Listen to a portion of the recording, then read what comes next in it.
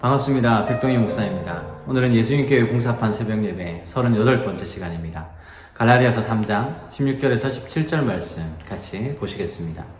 이 약속들은 아브라함과 그 자손에게 말씀하신 것인데 여럿을 가리켜 그 자손들이라 하지 아니하시고 오직 한 사람을 가리켜 내 자손이라 하셨으니 곧 그리스도라. 내가 이것을 말하노니 하나님께서 미리 정하신 언약을 430년 후에 생긴 율법이 폐기하지 못하고 그 약속을 헛되게 하지 못하리라. 아멘. 바울은 여기에서 약속이라는 주제를 가지고 왔는데 하나님께서 우리에게 주신 그 약속이라는 것이 무엇이냐? 그것은 바로 오직 한 사람 그리스도를 통해서 온 천하 만민이 구원을 받게 될 은혜의 언약을 이야기하고 있는 것이죠. 17절에 보면 아주 중요한 단어가 나오고 있는데 바로 미리 정하신 언약이라는 말입니다. 하나님께서 믿음으로 구원하시겠다는 이 약속을 미리 정하셨다. 과거에 이미 확정하셨다라는 이야기죠. 그런데 이 확정된 약속을 430년 후에 생긴 율법, 그러니까 출애굽 당시에 모세가 시내산에서 받았던 그 율법을 말하는 것이죠. 이 율법이 하나님의 약속을 폐기하지 못하고 또 그 약속을 헛되게 하지 못한다라고 이야기하고 있습니다. 그 말이 무슨 말이냐면 하나님께서 은혜로 구원하기로 해놓고는 시간이 지나면서 인간들의 그 잘못된 행동과 그 죄악의 중함을 보니까 은혜로 구원하려고 했더니 안 되겠네. 그러시고는 율법을 주셔서 너희 이거 지켜야 구원받을 수 있어. 그렇게 하시지 않는다는 것입니다. 하나님은 계획하셨다가 뭔가 문제가 좀 생기면 이렇게 바꿨다가 또 저렇게 바꿨다가 하시는 분이 아니라는 것이죠. 우리가 오해하는 것 가운데 하나가 바로 하나님의 시간 개념입니다. 과거에 정해놓으셨다가 시간이 지나면서 언제든지 바꿀 수 있다라고 생각하는 것이죠. 그런데 사실은 이런 생각 자체가 하나님께는 맞지 않습니다.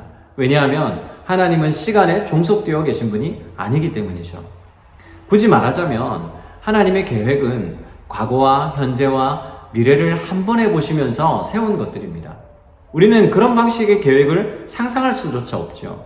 오로지 하나님의 영역이기 때문입니다. 그러니 하나님의 계획이 정해졌다, 바뀔 것이다, 이런 등등 시간 안에서 해석하려면 우리는 계속해서 오류에 빠질 수밖에 없는 것이죠. 그럼 어떻게 해야 됩니까? 별것 없습니다. 이 부분에서만큼은 굉장히 심플합니다. 그냥 신뢰하는 것이죠. 하나님께서 말씀하셨고 또 계획하셨다면 받아들이고 기다리는 것입니다. 언젠가는 그 약속과 미리 정하신 계획들이 선명해지는 때가 반드시 올 것이기 때문입니다. 교회 개척을 시작하고 한 달이 좀 지났습니다. 매일같이 출근해서 인테리어가 진행되어 가는 것을 아주 기초적인 것들부터 지금까지 계속해서 보았고 지금에 이르렀습니다. 저는 그저 인테리어를 진행하시는 집사님께서 시키는 일들만 그렇게 쭉 했을 뿐입니다. 교회 내부에 벽이 세워지고 또 문이 만들어지는 그러한 과정들에 대해서는 사실 저는 전혀 상상할 수 없었습니다. 왜냐하면 한 번도 만들어 본 적이 없기 때문이죠. 저 나무가 왜 꼭 저기에 있어야 되는지, 또 왜 못을 저기에 박아야 되는지, 이런 것들을 상상할 수 없었습니다. 그런데 이미 수차례 건축을 해보신 집사님은 이 과정의 전부를 꿰뚫고 있으니까 차례차례 내부의 공정을 계속해서 진행해 가신 것이었죠. 한참 후에서야 저는 저 나무가 꼭 저기에 있어야만 했구나 하고 깨닫게 된 적이 있습니다. 하나의 공정을 보고서는 전체 건물에서 저것이 왜 필요한지를 모르지만 나중에 시간이 지나고 나니까 선명하게 알게 되는 때가 오더라는 것이죠. 하나님의 계획하심도 그렇습니다. 우리는 이것저것 따져보고 생각해봐도 도대체 왜 이런 일이 생겼고 또 왜 이 일을 해야만 하는지 모를 때가 많지 않습니까?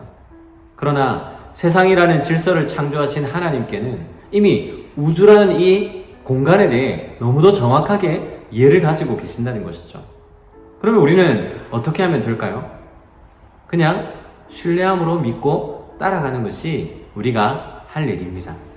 사랑하는 성도 여러분, 하나님은 실수하지 않는 분이신 줄 믿으시기 바랍니다. 저는 지금 교회가 되어가는 모습을 하루하루 지켜볼 때마다 가슴이 떨립니다. 이 자리에는 누군가 앉아서 예배를 드릴 것이고 또 여기 이 자리에서 아이들이 뛰어놀 것이 머릿속에 상상이 되기 때문입니다.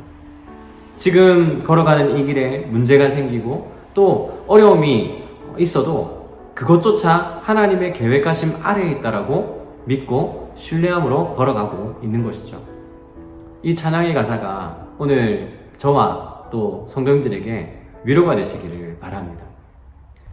내가 걷는 이 길이 굽어두는 수가 있어도 내 심장이 울렁이고 가슴 아파도 내 마음속으로 여전히 기뻐하는 까닭은 하나님은 실수하지 않으심일세.